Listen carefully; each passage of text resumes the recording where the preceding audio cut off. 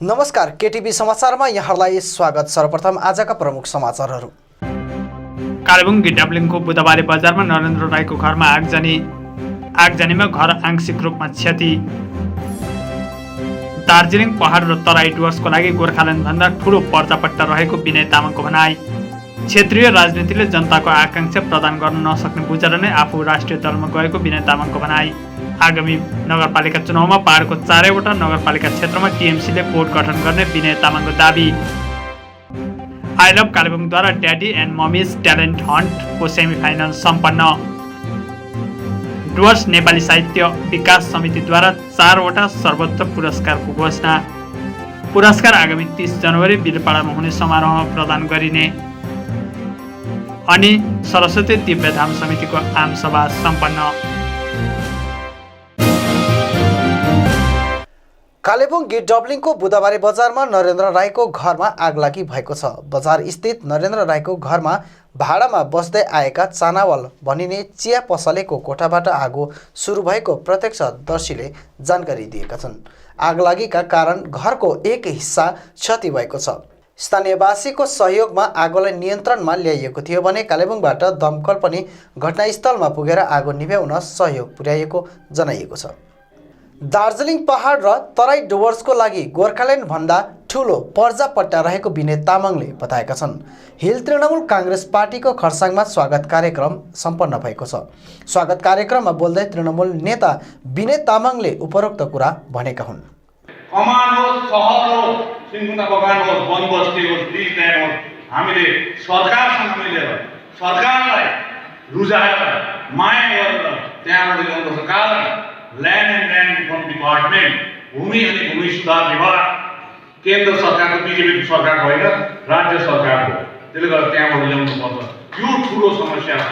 त्यसले गर्दाखेरि पर्जापट्टा चाहिँ दार्जिलिङ पहाडको लागि, तराई र डुवर्सको लागि चाहिँ गोर्खाल्यान्डभन्दा ठुलो हो। त्यसले गर्दाखेरि चाहिँ हामी उहाँसँग बसेर उहाँलाई बुझाएर यत्रो नेतृत्वहरू गरेर हामी फेरि ल्याएर आउँछौँ। अरूको भरोसा नगर्नु। अर्कोतिर विनय तामाङले पत्रकार सम्मेलनमा क्षेत्रीय राजनीतिले जनताको आकांक्षा प्रदान गर्न नसक्ने बुझेर नै राष्ट्रिय दलमा आफूहरू गएको बताए। तामाङले आगामी नगरपालिका चुनावमा पहाडको 4वटा नगरपालिका क्षेत्रमा टिएमसीले बोर्ड गठन गर्ने ठोक्वा पनि गरेका छन्। राजनीतिक दलहरूबाट नै हामीले राजनीति सिकेर आयौँ अनि जनताको सेवा गर्दै आयौँ। तर क्षेत्रीय राजनीतिक दलमा रहेर जनताको आकांक्षा र इच्छा, अधिकार र सुरक्षा त्यति हामीले प्रदान गर्न सक्दैनौँ रहेछ भन्ने हेतुले नै हामीले राष्ट्रिय दलमा गएका हौँ। र अहिलेको अनुभव हामीलाई एकदमै खुसी लागेको छ। कमसेकम हामी पोखरीबाट समुद्रमा गएको छौँ भन्ने भइरहेको छ। जुन माइन्डसेट छ, इलेक्ट्रोनल माइन्डसेट छ, धेरै नै परिवर्तन भएर गएको छ। उहाँले पनि रियलाइज गरेको छ कि हामीले गलत गरेछौँ, हामीले छातीले काम गरेछौँ, अब दिमागले काम गर्नुपर्छ भन्ने माइन्डसेट छ। यो कुरोहरू हामीले जुन प्रकारको आभास दार्जिलिङ पहाडको आम नागरिकबाट पाएको छौँ, यसले शुभ सङ्केत नै दिइरहेको छ। वडा वार्डमा 84 वडा वार्डमै अल इन्डिया तृणमूल कङ्ग्रेसको उम्मेदवार रहनेछ अनि हाम्रो विजय हुनेछ। अनि यो पालि केवल मिरिक म्युनिसिपालिटीले मात्र होइन, खरसाङ, दार्जिलिङ र कालिम्पोङ म्युनिसिपालिटीको बोर्ड पनि अल इन्डिया तृणमूल कङ्ग्रेसको हुनेछ। कार्यक्रममा विनय तामाङ अनि डाक्टर रोहित शर्मालाई स्वागत जनाइएको थियो। राज्यसभा सांसद शान्ता छेत्रीको अध्यक्षतामा सम्पन्न कार्यक्रममा डाक्टर रोहित शर्मा, एलबी राई, शान्ता छेत्रीले पनि वक्तव्य दिएका थिए भने कार्यक्रममा हिल तृणमूलको नेतृत्वहरू प्रदीप प्रधान, एनबी खवास, मिङमा भोटिया, कृष्ण लिम्बू, आरिफ खान लगायत अन्यहरू उपस्थित रहेका थिए। खरसाङबाट हनुक थापाको रिपोर्ट। आई लभ कालेबुङको प्रस्तुतिमा सम्पन्न भइरहेको daddy and mummies talent hunt 2021 को सेमिफाइनल सम्पन्न भएको छ। यहाँको जिडिएनएस भवनमा सम्पन्न सेमिफाइनल 11 जना नर्तकी अनि 33 जना गायकहरूलाई लिएर सम्पन्न भएको हो। कालेबुङ जिल्लाभरिका विभिन्न ठाउँबाट आएका आमा अनि बाबाहरूले एकल नृत्य अनि गीत प्रस्तुति दिएर आफ्नो प्रतिभा दर्शाएका छन्।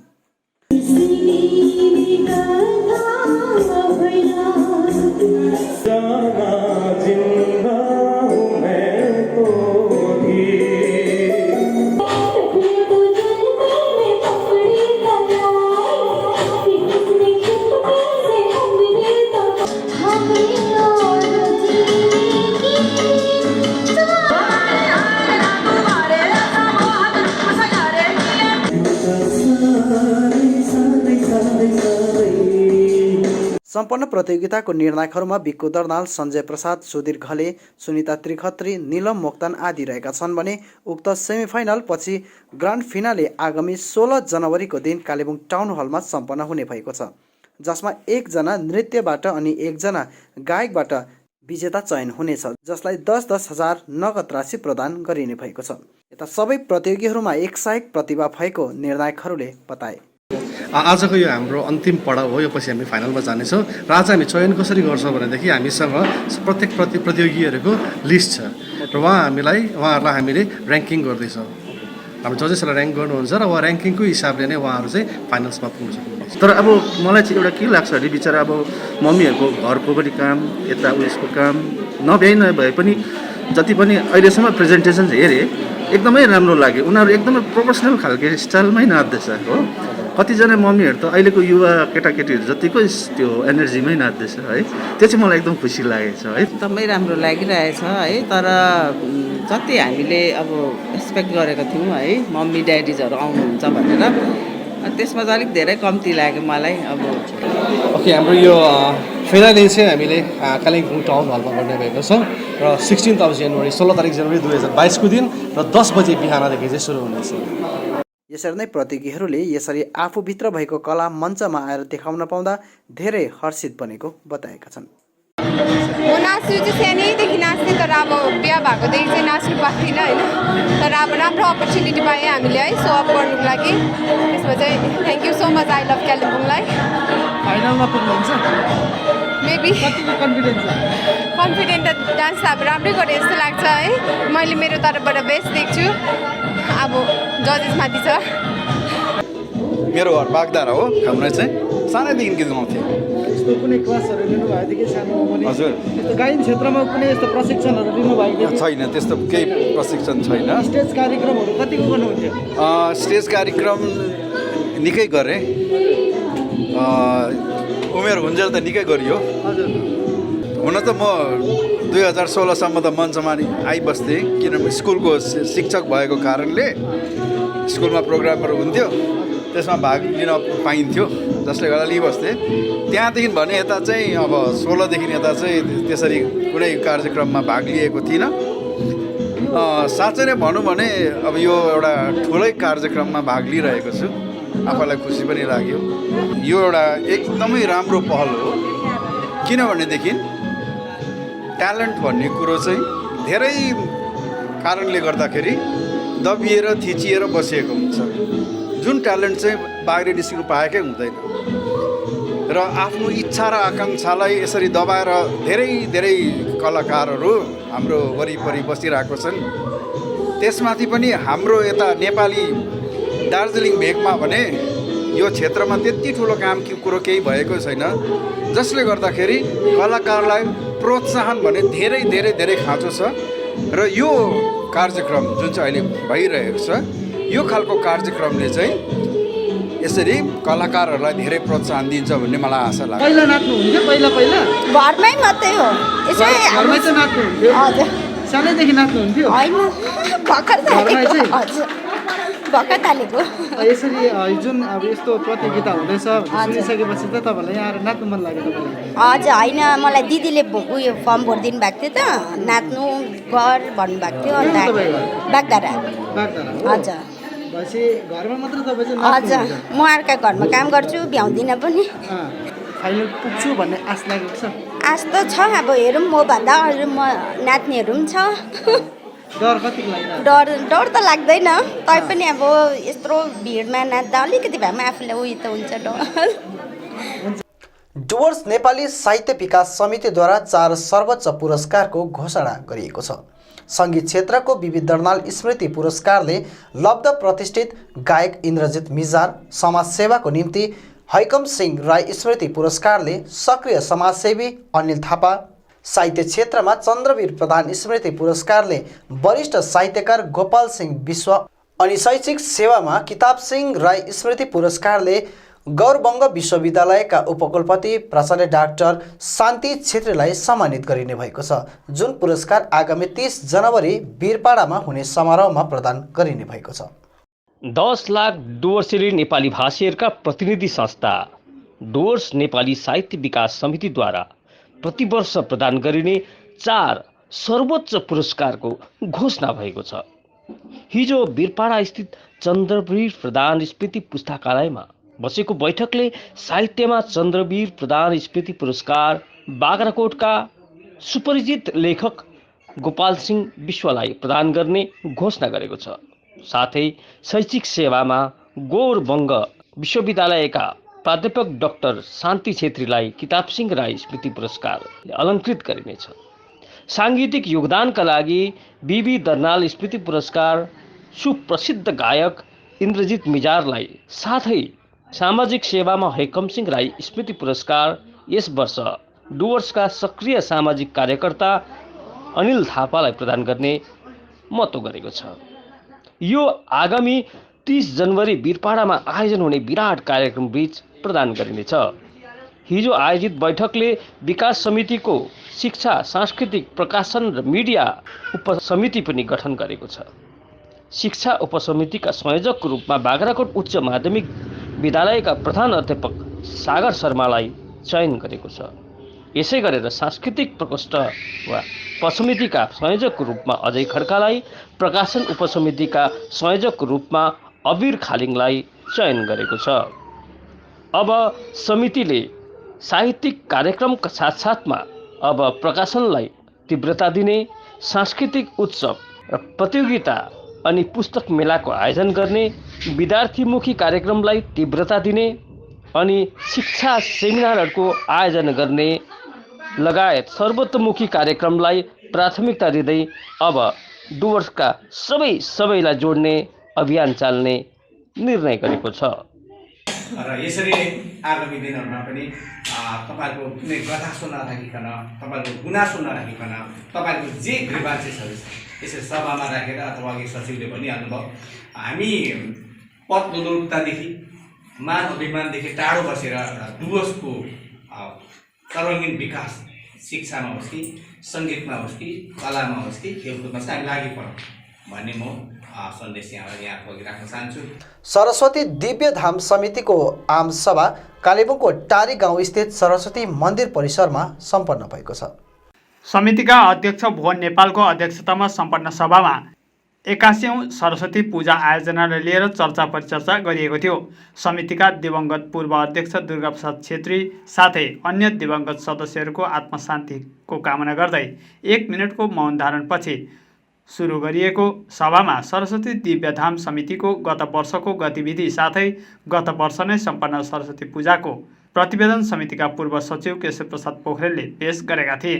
यसरी नै आजको सभाबीच गत केही दिन अघि गठित समितिका पदाधिकारीहरूको परिचय गराएको थियो, जसमा अध्यक्ष भुवन नेपाल, उपाध्यक्षहरू योगराज पोखरेल अनि झुमा अधिकारी, सचिव तुलसी रेग्मी, सहसचिव हेमकुमार सापकोटा, भीम बस्नेत, कोषाध्यक्ष सुनिल पौडेल साथै गणेश मन्दिरका सभापति एवं सचिव सल्लाहकारका रूपमा रहेको सबैलाई अवगत गराएको थियो।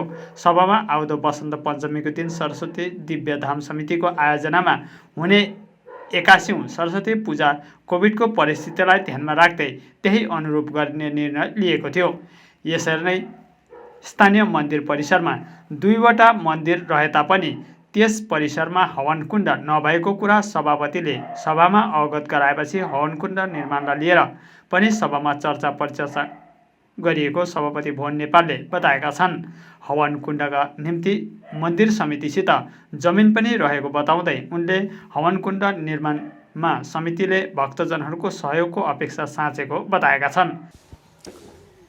81वां माता सरस्वती दिव्यधाममा पञ्चकौडमा निर्मित माता सरस्वतीको पूजा आराधना यस वर्ष गरिने आजको आम सभाले पारित गरेको छ र यो पूजा कोभिड-19 को जुन चाहिँ प्रोटोकल छ यसलाई फलो गरेर साधारण रूपमा पूजा सञ्चालन गर्ने तय गरियो र आजको विषयवस्तुमा एउटा सर्वमान्य विषयवस्तु चाहिँ यो मन्दिर परिसरमा माता सरस्वतीको मन्दिर छ, बजरङ्गबली हनुमानजीको मन्दिर छ, तर यसमा यज्ञकुण्ड जमिन भएर पनि यज्ञकुण्ड नभएकोले धेरै पूजा गर्नुमा असुविस्ता भएको छ र एउटा व्यवस्थित यज्ञकुण्ड निर्माण गर्ने आजको सभाले पारित भएको छ र यसको निम्ति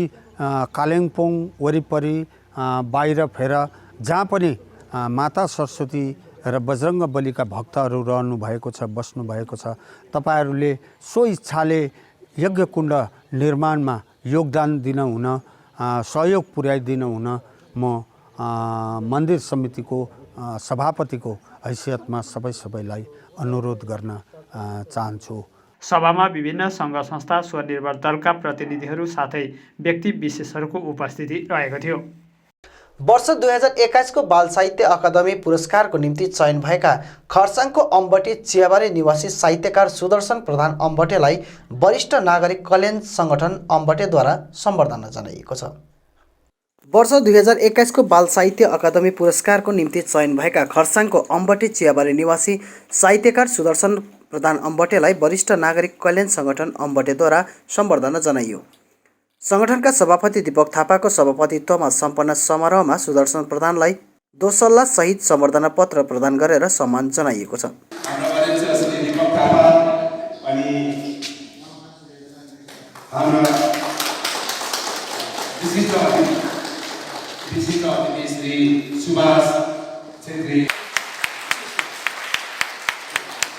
पूर्वा घिसिङले सञ्चालन गरेको समारोहमा सङ्गठनका सचिव निलम गिरीले कार्यक्रमको उद्देश्यबारे अवगत गराउँदै यो परम्परा आफूहरूले बसाउनुपर्छ, नत्र हाम्रा नानीहरूले यसलाई भुल्नेछन् भनी बताए। यसै अवधि श्री सत्य साई बाल विकास केन्द्र 5 घरेको पक्षबाट पनि सुदर्शन प्रधानलाई उनले प्राप्त गरेको विशिष्ट साहित्य अकादमी पुरस्कारको निम्ति श्री सत्य साई बाल विकास केन्द्र 5 घरेद्वारा पनि सुदर्शन प्रधानलाई सम्बर्धना जनाइयो।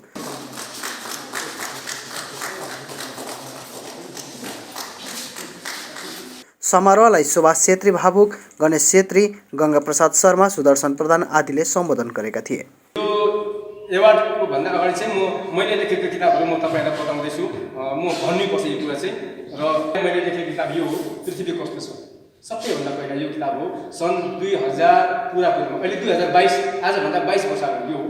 र त्यसको अलिक पछाडि चाहिँ अजमाइ हेर्नु, यो सबै हास्य व्यङ्ग्यमा थियो। अजमाइ हेर्नु किताब यो हो। अनि त्यसपछि यो ज्ञान गुणका कुराहरू भनेर ज्ञान सरोवर यो किताब हो। अनि त्यसपछि यो पुरस्कार पाउने किताब झ्याउकिरी र जुनकिरी हो। र त्यसपछि निक्लेको यो मासु मिठो कि मसला हो। र अहिले प्रेसमा छापिएर क्यारी छ। म घरको अलिक व्यस्तताले जानु पाएको छुइनँ। त्यो चाहिँ दाम आफै जोड्नुहोस् भन्ने हो। र अर्को एउटा किताब दिल्लीबाट प्रकाशित हुँदैछ। मोटामोटी अहिलेसम्म गन्ती गर्दाखेरि 8वटा जस्तो भइसकेको छ। म त्यसै बसेको छुइनँ। हवस् त दर्शकवृन्द, यो थियो आजको हाम्रो समाचार। भोलि फेरि हामी अन्य समाचारहरूको साथमा उपस्थित हुनेछौँ। तबसम्मका लागि म लगायत सम्पूर्ण केटिभी समाचार टोलीलाई बिदा दिनुहोस्। नमस्कार।